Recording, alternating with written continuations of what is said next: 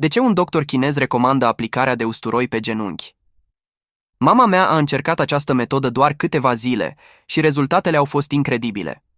Dacă suferi de dureri la genunchi, picioare, disconfort la încheieturi sau rigiditate la spate, trebuie să încerci asta. În primul rând, vei avea nevoie de o cap de usturoi întreg, inclusiv coaja. Tai-l în felii subțiri cu un cuțit, nu trebuie să-l decojești. Usturoiul este bogat în alicină, un compus natural cunoscut pentru proprietățile sale antiinflamatorii și antioxidante. Acum ia o ceapă și taie-o în inele subțiri, lăsând coaja pe ea.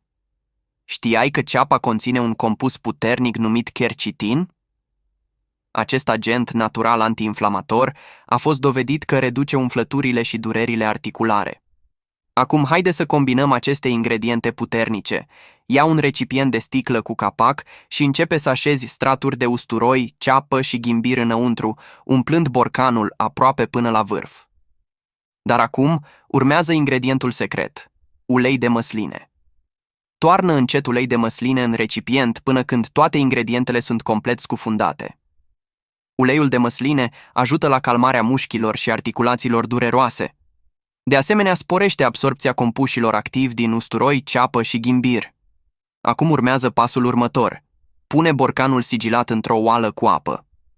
Adu oala la fiert și lasă-o să fiarbă la foc mic timp de aproximativ 30 de minute. Acest proces ajută la infuzarea ingredientelor în ulei, transformându-l într-un remediu natural superputernic. După ce a trecut timpul, scoate borcanul, lasă-l să se răcească complet și apoi strecoară uleiul într-un recipient curat. Aplică acest ulei auriu direct pe zonele afectate, genunchi, coate, încheieturi, glezne, oriunde simți durere sau rigiditate.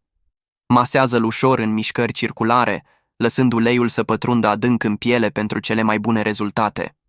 Mulți oameni numesc acest ulei aur lichid, datorită valorii sale pentru sănătatea articulațiilor și mușchilor. Acest secret străvechi a ajutat deja multe persoane și acum îl știi și tu.